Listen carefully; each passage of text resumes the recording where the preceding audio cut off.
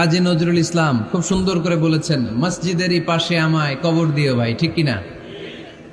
মসজিদেরই পাশে আমায় কবর দিও ভাই, যেন গোরে হতে মুয়াজ্জিনের আযান শুনতে পাই।